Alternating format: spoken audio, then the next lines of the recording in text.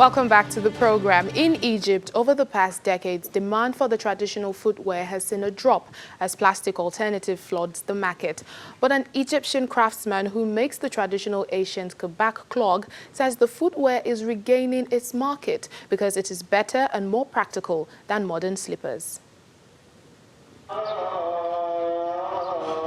When worshippers wash up ahead of group prayers in Egyptian mosques, a persistent and recurring sound of clatter can often be heard coming from the beating of traditional wooden clogs on the marble floor.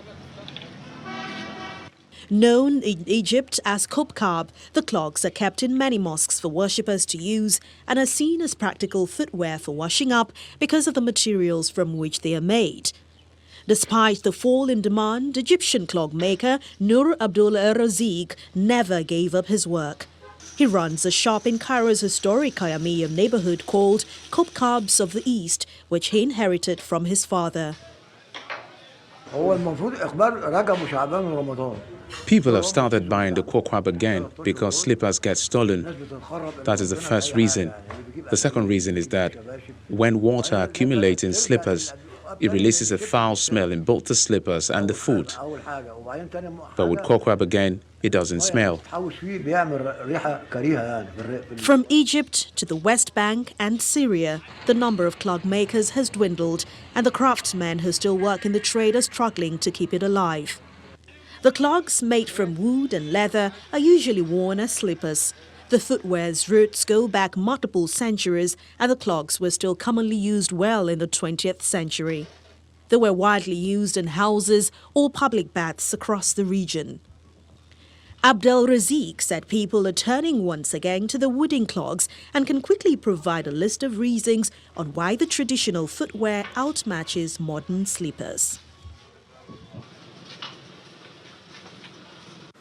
Now, Ebola treatment centers in eastern DRC have restarted operations with increased UN security after 2 weeks of violence that saw a spike in new suspected Ebola cases. Militia fighters in eastern Congo killed 4 people and wounded several in attacks on 2 Ebola response centers 3 weeks ago in what responders described as a serious setback to efforts to contain the epidemic. Health workers at Biakato Hospital in Congo have been given a much-needed boost with increased military protection following militant attacks on Ebola response centers. The additional troops allowed doctors like Gloria Mobake to focus on treating patients with the deadly virus.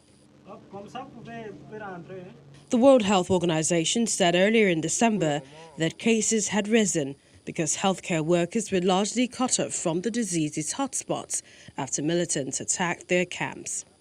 It had been using a helicopter to ferry medical professionals to insecure areas and bring them back the same day. But with an increase in the UN peacekeeping forces, there's hope a more sustainable solution has been put in place. Figures from the World Organization show there have been 3,340 cases of Ebola, including over 2,000 deaths. It's the world's second largest Ebola epidemic.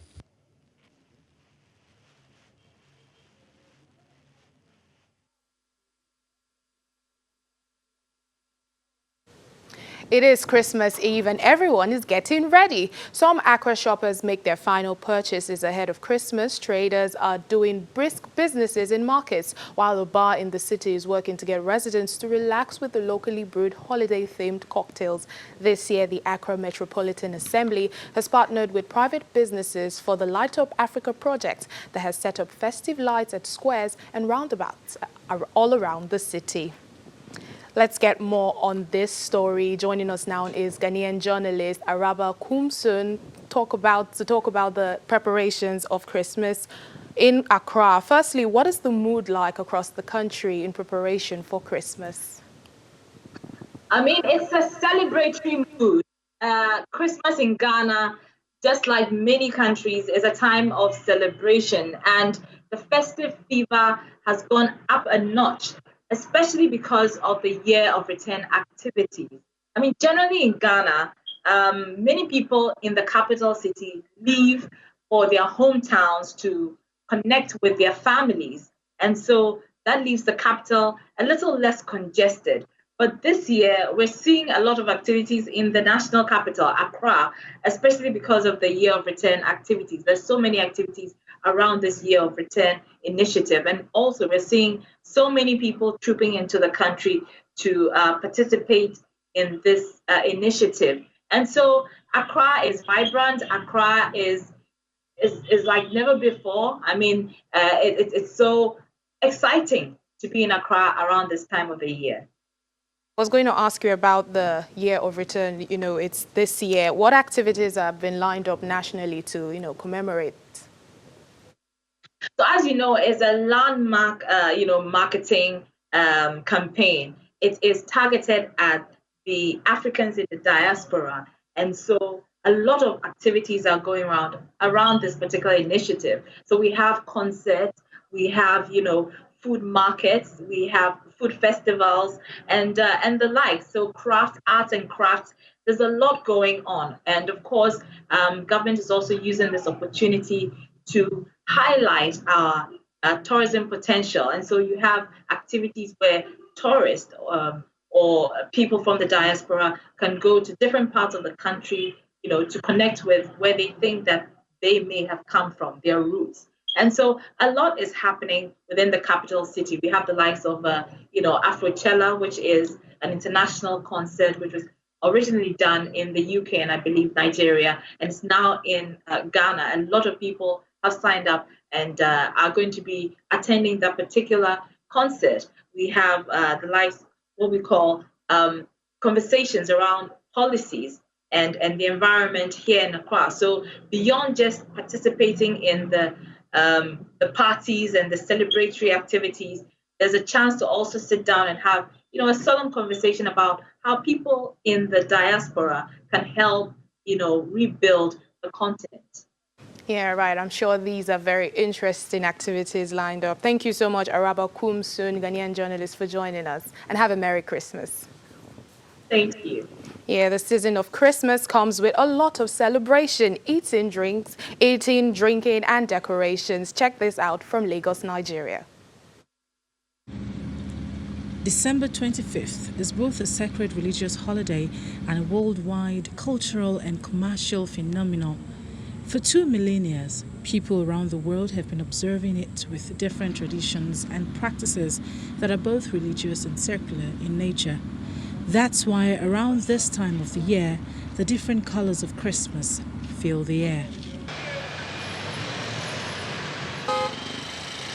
With beautiful decorations taking over the streets, roundabouts, roads, sidewalks, offices and homes. Usually the Christmas trees are set up at home. And outside, the streets are flooded with all the beauty you can think of. For instance, from the beginning of Ajose Adeogun in Victoria Island, Lagos, to the end, it is beautifully decorated. With bright lights, a small building depicting a manger where Jesus is said to have been born is created. There really cannot be any Christmas without decorations. That's why decorations are always taken a notch higher every year. Well, have yourself a Merry Christmas Eve. That's it on the program today. Thank you so much for watching. I'm Layo Adegoke.